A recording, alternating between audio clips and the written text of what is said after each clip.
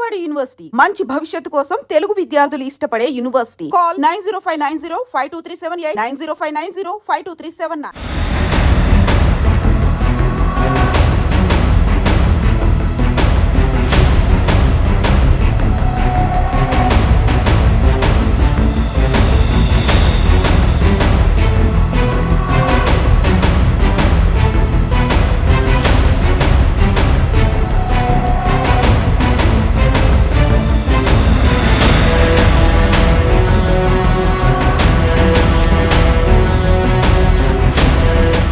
Welcome to I dream. పిల్లలు తిన్నారా లేదా అని, ఒకవేళ సరిపోతో లేదా అని చాలా మంది తల్లులు కడుపు మార్చుకొని పిల్లలకి కడుపు నుండి అన్నం పెట్టాలని చూస్తారు. అలాంటి మహాతల్లు ఉన్న ఈ లోకంలో ఒక తల్లి తన మాజీ ప్రియుడితో కార్యక్రమాలు కట్టొస్తున్నాడని 3 పిల్లల్ని చంపేసింది. పాము కూడా సిగ్గుపట్టి ఈ సంఘటన సంగారెడ్డి జిల్లా అమీన్పూర్లో జరిగింది. సభ్య సమాజం సిగ్గుతో తన గంటను గురించి ఒకసారి మాట్లాడితే ఆ తల్లి 3 పిల్లలకి పెరుగంలో విషం పెట్టి చంపేసింది. చిన్నాడు స్నేహితులతో కార్యక్రమాలకి అడ్డొస్తున్నారని చంపేసింది. ఆమె ఎవరు, ఆమె గురించి ఆ భర్త ఏమంటున్నారు? ఒకవైపు భార్య జైలుకి వెళ్ళింది, మరోవైపు 3 పిల్లలు సమాధులు అయిపోయారు. వాళ్ళని తలుచుకుంటూ ఆ తండ్రి ఎంత మానసిక శోభ గురవుతున్నాడో ఆ తండ్రిని తెలుసుకుందాం. చెన్నై గారు నమస్తే అండి. నమస్కారం సార్. సార్, మీకు జరిగిన అన్యాయం పగవాడికి కూడా రాకూడదు, పరావాడికి కానీ పగవాడికి ఎవరికి రాకూడదు. ఎవరికి రాకూడదు సార్. కట్టుకున్న భార్య ఈ విధంగా మోసం చేస్తుందని ఏ భర్త కూడా అసలు ఆలోచన రాదు. అది 3 పిల్లలు చక్కగా ఉన్న పిల్లల్ని చంపిందండి. ఆ తల్లికి అసలు మనసులోకి వచ్చిందో కూడా ఫొటోస్ చూస్తుంటే అర్థం కావట్లేదండి. ఇంత దారుణంగా తల్లులు ప్రవర్తి, ఎందుకంటే చిన్నపిల్లలు తల్లులు అంటే మన అందరికీ అన్నం పెట్టి పెంచిన మహాతల్లులు, ఇటువంటి వాళ్ళు కూడా ఉంటారా అనేది కూడా ఆశ్చర్యపడుతుంది. సార్, ఒకసారి మీకు ఆ అమ్మాయికి ఎలా పరిచయమైంది, అసలు మధ్యలో ఆ వ్యక్తి ఎవరు, ఆ రోజు ఏం జరిగింది చెప్పండి ఒకసారి. నాకు పెళ్లి అయి 13 ఏళ్ళు అయిపోయింది సార్. 13 ఏళ్ళ నుంచి రాని ఆడు శివకుమార్ అనేటోడు గెట్ టుగెదర్ పార్టీ పెట్టుకున్న పార్టీలో పోయింది మా భార్య. 10th క్లాస్ బ్యాచ్ అంట, నాకు తెలియదు సార్. ఆ 10th క్లాస్ బ్యాచ్ అని పోయి గెట్ టుగెదర్కి పోయి వచ్చిన తర్వాత మా భార్య పిల్లలను కొడుతుండేది సార్. బాగా కొడుతుంటే ఒక్కోసారి 2 సార్లు మందు ఇచ్చాను. తర్వాత పిల్లలకి ఇంత చేస్తుందని నేను అనుకోలేదు సార్, కళలో కూడా. ఎందుకంటే పిల్లలు ఎందుకు కొట్టడం? ఏ స్కూల్కి వెళ్తుందని అనుకున్నా సార్. స్కూల్కి ప్రైమరీ స్కూల్లో టీచర్ గా పనిచేసేది. పిల్లలతో ఏగలేక వచ్చి ఇంటికి వచ్చి పిల్లలను కొడుతున్నా అనుకున్నా, కానీ ఆమె కోపం ఏంటి మీద చూపించేది, మా పిల్లల మీద చూపించింది. అంటే ఎప్పుడైనా చెప్పిందా శివకుమార్ గురించి మీతో? చెప్పలేదు సార్, నాకు చెప్పలేదు. అంటే మరి మీకు అనుమానం ఎందుకు వచ్చింది? ఫోను మాట్లాడుతున్నది, ఇంట్లో మాట్లాడుతుండే. నాకు అనుమానం వచ్చింది. ఫోన్ మాట్లాడితే ఎవరు అంటే మా డి మేడం అని చెప్తుండేది సార్ నాకు. ఆ స్కూల్ టీచరు పేరెంట్స్ వాళ్ళు మాట్లాడతారు కదా, వాళ్ళే అని అనుకున్నా నేను. ఇది ఇంట్లో మోసం చేస్తుందని నేను అనుకోలేదు సార్, కలలో కూడా అనుకోలేదు నేను. ఆయన ఎప్పుడైనా శివకుమార్ మీ ఇంటికి వచ్చాడా? నాకు తెలుసు సార్, వచ్చింది, నేను చూడండి ఎట్లా చెప్పాలి సార్. ఆ రోజు ఏం జరిగిందండి పిల్లలు? సార్ నేను చూడలేదు, డైలీ వర్క్ గా పనికి వచ్చాను సార్. నైట్ 9 గంటలకు నా పెద్ద బాబు నాతో మాట్లాడాడు సార్. అమ్మాయి మాట్లాడింది, తిన్నవా నాన్న అంటే తిన్న డాడీ అని మా పెద్ద అబ్బాయి చెప్పాడు. మా మమ్మీ కూడా తినలే అమ్మ, నీరసంగా ఉంది నాకు డాడీ అన్నది. అంటే అమ్మ మరి హాస్పిటల్కి వెళ్ళొద్దా రజిత, నీవు హాస్పిటల్ కన్నా చూపియవా అని నేను అడిగాను మా భార్య. అంటే నాకు ఒక కాలన చేయొచ్చు కదా నువ్వు అంటే, ఏం కాదు లే, పెరుగు తాగుతుంది మంచిగా అవుతుంది లే, ఏం కాదు అప్పుడప్పుడు ఇట్లే చేస్తుంది కదా అని అన్నది. సరే రేపు చందనార్ వెళ్ళి హాస్పిటల్ చూపి విష్ణువర్ధన్ దగ్గర అని చెప్పి మా భార్యతో చెప్పాను. నేను బయటికి వెళ్ళాను. అంటే ఓ ట్యాంకర్ చందనార్ ట్యాంకర్ ఆర్డర్ ఉన్నది, ఆ ట్యాంకర్ ఆర్డర్ వేయడానికి చందనగర్ వెళ్ళాను. చందనగర్ వెళ్ళినా ఆ ట్యాంకర్ కాల్ చేసి వచ్చిన తర్వాత మా భార్య 11:22 నిమిషాలు అయింది సార్ నేను ఇంటికి వచ్చే వరకు. ఆ 11:22 నిమిషాలకు డోర్ కొట్టే మా భార్య డోర్ తీసేది. నేను ఇంట్లోకి వెళ్ళాను, పండుకున్నాం సార్, నిద్రలోకి వెళ్ళాను నేను కూడా. మా భార్య పండుకుంటున్నా అన్నది, సరేలే నువ్వు పండుకో నేను పండుకుంటా అని పండుకున్నాం సార్. ఆ తర్వాత 2:30 ప్రాంతానికి, ఒక 2:30 ప్రాంతంలో మా భార్య గొంతుబాయ అని అటు ఇటు కాలు కొట్టుకుంది సార్. కాళ్ళు జరపడము, చేతులు అక్కడ వేయడం ఇక్కడ వేయడం చేసే వరకు నాకు భయమైంది సార్. ఉమ్, భయమయ్యి అమ్మాయిని తీసుకెళ్దామని పక్కింటిలోను వాళ్ళని ఇక్కడ పిలిచాను సార్ పక్కన. ఉమ్, వాళ్ళను ఇప్పుడు గేట్లు కొట్టి వాళ్ళను పిలిచే వరకు వాళ్ళు జర కొద్దిగా లేట్ అయింది సార్ లేచే వరకు. ఆ టైం ఉమ్, 2:30 అయి ఉంటుంది సార్ ఆ టైం వరకు వాళ్ళకు. ఉమ్, చూస్తే మా అమ్మాయి ఇట్లా చేస్తుందని ఆ అబ్బాయి ఇంట్లోకి వెళ్ళి బయటికి వెళ్తే మా అబ్బాయిని లేపనీకి పోయాను సార్. మా ఉమ్. అబ్బాయి లేపనీకి పోతే మా పెద్ద అబ్బాయి లేస్తలేడని పోయి లేపితే మా పెద్ద అబ్బాయి చనిపోయి ఉన్నాడు సార్. అయ్యో. చనిపోయి ఉన్నాడు. ఆ చిన్న అబ్బాయిని పట్టుకొని చూస్తాను సార్. చిన్న అబ్బాయి ఆ, కూడా చనిపోయే ఉన్నాడు సార్. నా అయ్యో. దగ్గర మా ఇద్దరి మధ్యలో వండుకున్న మధుప్రియ కూడా చనిపోయే ఉన్నది సార్.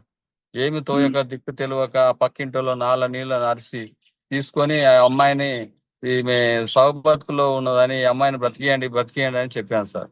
ఉమ్, వాళ్ళు ఏదో ప్రైజం తీసుకుర్రు ఏం తీసుకున్నారు నాకు తెలియదు కదా సార్. వీళ్ళు అవును. ముగ్గురు చనిపోయారంటే ఈమె కూడా చనిపోతే ఎక్కడ నా మీకు నేరం వస్తుందో అని నేను ఈమెను బ్రతికియండి కాలు మొక్కి తేలు మొక్కి అంటే వాళ్ళు పక్కన వాళ్ళు వచ్చి కాలు వేసుకుపోయారు సార్. ఉమ్, హాస్పిటల్కి వెళ్ళాము, ప్రైవేట్ హాస్పిటల్కి వెళ్ళాము. ఆ ప్రైవేట్ హాస్పిటల్లో చేసినాం. ట్రీట్మెంట్ జరిగిన 15 నిమిషాల్లో ఆమె రోలోకి వచ్చి మాట్లాడింది సార్ నాకు. ఉమ్, ఆ 15 నిమిషాల్లో మాట్లాడితే ఏం తిన్నావు రజిత అని పెరుగన్నమే తిన్నా, పిల్లలు ఎట్లుండ్రు అని అడుగుతుంది సార్ నా భార్య. ఉమ్, పిల్లలు పిల్లలు ఏంటో సార్, పిల్లలు ఎప్పుడు చనిపోయారు. ఉమ్. నేనేం చెప్పలే మా పండుకున్నారని చెప్పాను సార్ నా భార్యకు కూడా. అయ్యో. ఆ. ఆ ఆమెకు ఎప్పుడు అప్పుడు ఆ తెలిసింది డాక్టర్ గారు ఏమన్నారంటే ఆమెకి ఉమ్, ఏ విషయం చెప్పకుండి ఆమె మళ్ళీ లేకపోతే మందు ప్రయోజనం తీసుకున్నట్టుంది, కోమాలోకి వెళ్ళిపోవచ్చు, నువ్వు ఏ ఉమ్, విషయం చెప్పకనే అని డాక్టర్ గారు చెప్పారు. నేనేం విషయం చెప్పలేదు సార్. ఎట్లుంది ఉమ్, పానం ఎట్లుంది అని అడిగిన అంతవరకే అడిగి నాకు ఉమ్, మంచిగా అయింది, పిల్లలు ఎట్లుండ్రో అని అడిగింది. ఉమ్, అడిగితే పిల్లలు పండుకున్నారు లేవలేదు అని నేను చెప్పాను సార్. ఉమ్. అది ఎప్పుడు సార్. చెప్పారు అమ్మకి చనిపోయిందని? చనిపోయిందని పోలీసు వాళ్ళు వచ్చి చెప్పారు సార్ వాళ్ళకు, నా భార్యకు. ఏమన్నది అమ్మ ఎప్పుడు? నేను చెప్పలేదు సార్. నన్ను పోలీసు వాళ్ళు తీసుకెళ్లారు సార్ అప్పుడు. పిల్లలకు ఇష్టం ఇచ్చిన తండ్రి అని నన్ను తీసుకొని పోయి పోలీసు వాళ్ళు తీసుకెళ్లారు. ఉమ్, ఆ తర్వాత ఆమె దగ్గరికి పోయి ఎవరు చెప్పిర్రు ఏం చేసిర్రు తెలియదు సార్. నాకు సాయంత్రం 4:30, 5కి వదిలేశారు. ఆ, నన్ను అడిగారు, అడిగితే నేను చెప్పాను సమాధానాలు. సార్ ఇది పరిస్థితి ఇది అని చెప్పాను సార్లు. ఆ ఆ, సార్లు అప్పుడు తీసుకొని అక్కడ ఎవరున్నారు ఏందని ఫోన్ డాటా తీసుకొని నాకు చేశారు సార్. ఉమ్. సారు మీ పిల్లలను పెట్టుకోపో బాబు అని తోలిచ్చేసి తర్వాత మీరు భార్యతో మాట్లాడారా? హాస్పిటల్కి వెళ్ళి మాట్లాడాను సార్. ఆ, మాట్లాడితే రజిత ఎంత పని చేసినావు, పిల్లలను ఏం పాపం చేసినావు, నేనేం పాపం చేసినా, రజిత పిల్లలను ఎందుకు చంపినావు, నన్ను చంపేది ఉండే కదా అంటే ఒక్క మాట మాట్లాడదు సార్. కంట్లోకి వెళ్ళి నీళ్ళు వెళ్ళలేదు సార్. నా బాధ దిగమింగుకొని నేను బయటికి వచ్చేసాను సార్. నేను ఆడికి సార్ చివరి చూపు సార్ బయటికి పంపియండి అని ఆ ఎస్ఐ గారికి చెప్పాను సార్. ఎస్ఐ మేడం ఉంటే ఆ మేడానికి చెప్పాను, మేడం మీరు చివరి చూపు మేడం ఒక్కసారి చూడనియండి సార్ మా భార్యనని అంటే లేదు వద్దు అని పంపించేయలేదు సార్ నా భార్యను. అంటే చనిపోయిన పిల్లల్ని కూడా చూడలేదు ఆమె? చూడలేదు సార్ చనిపోయిన పిల్లలు. ఆమె చనిపోయింది చూడలేదు సార్. ఆమెనే చంపిందా ఎవరు చంపింది నాకు తెలియదు సార్. మరి అది అసలు విషయం ఎట్లా ఉమ్. చంపింది కూడా నాకు తెలియదు సార్. మరి అది పోలీసులు ఏం చెప్పారు మీకు? పోలీసు వాళ్ళు ప్రెస్ మీట్ లో చెప్పారు సార్. అది తువాలతోని చుట్టి చంపిందని చెప్తున్నారు సార్. మరి ఇప్పుడు అప్పుడు ఫస్ట్ ఉమ్. లోనేమో మందు అన్నారు సార్. మందు కాదు తువాలతోని చుట్టి చంపిందని చెప్తున్నారు. కానీ ఆమెలో అసలు ఏమాత్రం బాధ అని కనిపించట్లేదా? ఏ బాధ లేదు సార్ ఆమె. సరే, ఒకవైపు చిన్న కుటుంబంలో మీరు ముగ్గురు పిల్లలతో చక్కగున్న మీకు ముగ్గురు పిల్లలు కోల్పోయారు, భార్య జైలుకి వెళ్ళింది. ఇప్పుడు మీ పరిస్థితి ఎలా ఉందండి? నా పరిస్థితి కూడా ఏం లేదు సార్. నాకు రోజు సిరంజి బాటిల్ ఎక్కించిందాక నేనైతే ఉండలేకపోతున్నా సార్. ఇప్పుడే ఇంతకు ముందే హాస్పిటల్కి వెళ్ళి ఇప్పుడే వచ్చాను. ఆ ముగ్గురు పిల్లల్లో మీకు బాగా ఇష్టపడే ఆ ముగ్గురిని చూసుకోలేకపోయినా సార్ నేను అంతా. సార్ ముగ్గురు పిల్లల్లో మీకు బాగా ఇష్టపడ్డది ఎవరు? ముగ్గురు పిల్లలు ఎవరు మీకు బాగా ఇష్టం? నాకు అమ్మాయి బాగా చదివేది సార్. అమ్మాయి బాగా చదివేది. అది ముగ్గురు నా పిల్లలే గాని చదువు బాగా చదివితే ఆ, చాలా ఇష్టపడేది. మంచిగా చదివేది. నేను చెప్పిన పని కాదనకపోయేది. ఆ. అమ్మాయి మంచిగా ఉండేది సార్ నాకు. ఉమ్, నాకు ఆడపిల్లలు ఏ ఆడపిల్ల అయినా నాకు చాలా ఇష్టం, గౌరవం ఉండేది సార్ నాకు ఆడపిల్లలు అంటే. మగపిల్లలకు అంటే ఇక ఆడపిల్లలే ఎక్కువ ఇష్టపడేది, ఏ ఆడపిల్ల అయినా సరే. ఇప్పుడు ముగ్గురు పిల్లలు లేరు కదండి మీకు, మీరు ఎలా మరి మీ జీవితం? నా జీవితం ఏం చేయాలి సార్? నాకు వాళ్ళని చంపేస్తే నేను వేరే దారి ఎత్తుకుంటా సార్. వాళ్ళని ఉంచొద్దు. వాళ్ళు ఉంటే ఇంకోరు కూడా తప్పు చేస్తారు సార్ సమాజంలో. వాళ్ళని ఉండకుండా చేసిర్రు అనుకో, నేను వేరే దారి ఎత్తుకుంటా నేను. అప్పుడు నా పరిస్థితి నాకు నా నా సత్ ఓపిక ఉన్నన్ని రోజులు పని చేసుకుంటాను సార్. మరి ఇక ఏం చేస్తాం సార్, పరిస్థితి ఇట్లా అయిపోయింది. సంఘటన జరిగింది చాలా రోజులు అయిందండి, పిల్లలు గుర్తు వచ్చినప్పుడు ఏమనిపిస్తుంటారు? ఏమనిపిస్తుంది సార్, ఇప్పటి వరకు కంటికి నిద్ర లేదు సార్. అసలు హాస్పిటల్ పోయి వస్తున్నా, ఇక నిద్ర ఇట్లా పడతలేదు. పండుకున్నప్పుడు డాడీ అన్న కొడుతుండని అమ్మాయి వచ్చి చెప్పినట్టు, నాన్న అన్న కొడుతుండని గౌతమ్ డాడీ అని నా పెద్ద కొడుకు చెప్పినట్టు కళ అనిపిస్తుంటుంది సార్. అప్పుడు అయ్యో. అలా అట్లనే వస్తుంటది. ఏం చేస్తాం ఉమ్, సార్? ఇక వాళ్ళని పోగొట్టుకున్నా నేను ఏ జన్మల పాపం చేసిందో నాకు పిల్లలు దక్కకుండా పోయారు సార్. ఆ అమ్మాయి చంపకుండా ఉన్నది సార్, నన్ను చంపేది ఉన్నది సార్. నేను చంపినా నాకు బాధ లేకపో సార్. నా వంశం నిలవాడు, నా పిల్లలు తింటారు, నా సంపాదన అని నాకు కూడా తృప్తి పోతుండే సార్. నాకు నేను చంపడం ఎందుకండి? చంపడం కాకుండా నాకు చేసిన నీతో ఇష్టం లేదని చెప్పి వెళ్ళిపోవచ్చు కదా ఆవిడ, పిల్లల్ని తీసుకొని. వెళ్ళిపోయినా నేను నా ముగ్గురు పిల్లలు నన్ను మంచిగా బతికించుకుంటుండే సార్. 5th క్లాస్ చదివేటోళ్ళకి ల్యాప్టాప్ తెచ్చిచ్చిన సార్ నేను నా పిల్లలకు. ఉమ్, నేను పిల్లలకి ఏనాడు తక్కువ లేదు సార్. నేను సాయంత్రం డ్యూటీ దిగి వచ్చేటప్పుడు ఇంటికి ఏదో ఒక పండు ఏదో ఒకటి తీసుకొని వచ్చేది సార్. నా పెద్ద అబ్బాయి అయితే అన్ని పుచ్చకాయలేదే అంటుండేది. మా చిన్న అబ్బాయి ఏమో నాకు అరటి పండ్లు అని మా చిన్న అబ్బాయి చెప్తుండేది. మా అమ్మాయి ఏమో దోశదే అని చెప్తుండేది. ఉమ్. నేను ఏదో ఒకటి పట్టుకొని ఐటెం తెచ్చి నా పిల్లలకి ఇస్తుంటా సార్. నేను పిల్లలు పుట్టినరోజు అంతా చెప్పండి. ఈ జ్ఞాపకాలు మర్చిపోలేకపోతున్నా సార్. నేను ఎట్లా మర్చిపోవాలనో నాకేం అర్థం అయితే లేదు సార్. పిల్లలు పుట్టినరోజు చెప్పండి. 3వ నెల 2014 సార్. ఉమ్, సార్ పెద్ద ఆయన 2014 సార్. 25 3వ నెల 2014. ఉమ్. మధుపియ ఆ, జూలై 17 సార్. ఉమ్. July 17 2015 sir. చెన్నై గారు, మీ ఆస్తి కూడా పేపర్లో కూడా మీ ఆస్తికి గౌతమ్ సంబంధించిన 2017 సార్. ఆ, సార్ మా భార్య పేరు మీదనే ఆస్తి, 2 ప్లాట్లు ఆస్తి మా భార్య పేరు మీదనే ఉన్నది. 2 ఎకరాల పొలం ఉన్నది. ఆ డాక్యుమెంట్లు అన్ని తీసుకొని పోయింది. ఎప్పుడు తీసుకెళ్ళిపోయారు ఆవిడ? సార్ ఎప్పుడు తీసుకెళ్ళిపోయారు ఆవిడ? ఎప్పుడు తీసుకెళ్ళింది తెలియదు సార్ నాకు.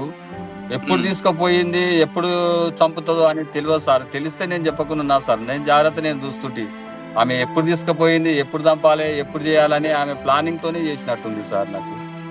సార్, ఇప్పుడు మీ భార్య తప్పు చేసింది, జైలుకి వెళ్ళారు ఆవిడ.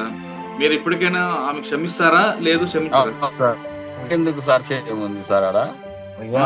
ఎవరు తప్పు చెయ్యదు, వాళ్ళని చూసి ఇంకోటి తప్పు చేయకూడదు సార్.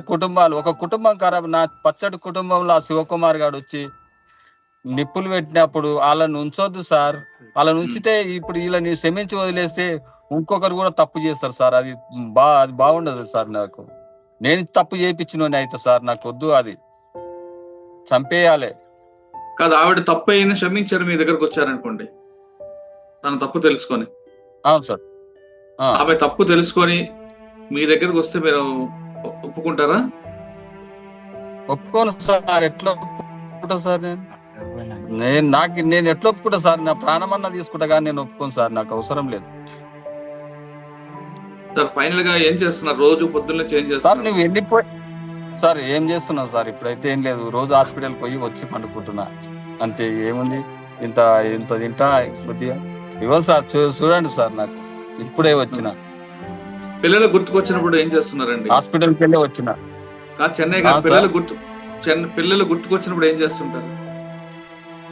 ఏం చేస్తున్నాం సార్? 10 మంది ఉన్న దగ్గరికి వెళ్ళి 10 మంది దగ్గర ఉన్నప్పుడు ఆడ పోయి కూర్చుంటున్నా సార్. వాళ్ళ దగ్గర లేదు, ఎవరు లేకపోతే ఇంట్లో వండుకొని ఏడుస్తున్నా సార్. నా బాధ ఎవరికి చెప్పుకోవాలి సార్? నా బాధ మీలాంటి బాధ మీడియా వాళ్ళకి మీలాంటి బాధ నా- ఎవరికి మీరు రాకూడదు. నాకు మీలాంటి బాధ ఎవరికి రాకూడదు. రాకూడదు సార్. నీ శత్రువు అయినా రాకూడదు. నాలాంటి బాధ ఎవరికి రాకూడదు. భూమి మీద ఉన్న వాళ్ళకు నా కష్టం ఇంకోనికి రాకుండా చూడండి సార్. ప్రయత్నం చేయండి సార్. సార్ ఫైనల్ గా మీ డిమాండ్ ఏంటండి? అలా ఉంచొద్దు సార్. అలా నుంచితే ఇంకో ఫ్యూచర్ ఇంకోటి తప్పు చేస్తారు సార్. తప్పు చేయొద్దంటే అలా ఉంచొద్దు. అటు పచ్చని సంసారంలో నిప్పు పెట్టి ఆ శివకుమార్ అనేటోడు వచ్చి నా పిల్లలను, ముగ్గురు పిల్లలను చంపేసే స్థాయికి తీసుకెళ్ళాడంటే అట్లోటలు ఉంటే ఎంత, లేకుంటే ఎంత సార్? పచ్చని చంపేయాలి సార్, కాపురాలు ఉండొద్దు. తన పచ్చని కాపురాలు నిప్పులు పోసిన శివకుమార్ లాంటి వ్యక్తి పట్ల చాలా కఠినంగా వ్యవహరించాలంటున్నారు చెన్నై గారు. ముగ్గురు పిల్లలతో చక్కగా ఉన్న నా కుటుంబంలో అవును సార్. అతను రావడం బట్టే ఇటువంటి ప్రమాదం వచ్చింది. ఇప్పటికైనా సరే తన భార్యకి మాత్రం ఏ మాత్రం క్షమించినట్టు చెన్నై చెప్తున్నారు. ఇటువంటి కష్టం ఎవరికీ రాకూడదు. సాధారణంగా తల్లి దగ్గర ఉన్నామంటే చాలా సేఫ్ గా ఉన్నాం, భద్రతగా ఉన్నాం అనుకుంటాం, కానీ ఇటువంటి తల్లులు కూడా ఉంటారా అనేది ఈ లోకంలో మనం రచిత లాంటి వాళ్ళు చూస్తే కనిపిస్తుంది. ప్రతి తల్లి కూడా తన కడుపును కట్టుకొని పిల్లలకు అన్నం పెట్టే అటువంటి మహాతల్లున్న ఈ లోకంలో పావం కూడా సిగ్గుపడే విధంగా ప్రవర్తించే రజిత లాంటి వాళ్ళు ఉన్నారని కూడా మనకు అర్థమవుతుంది. ఇది చెన్నై గారితో వ్యక్తులు తింటారు. వచ్చే వారం మరో విషయంలో మళ్ళీ కలుద్దాం. నమస్తే అండి చెన్నై గారు, మీ ఆరోగ్యం జాగ్రత్త. సరే సరే సార్.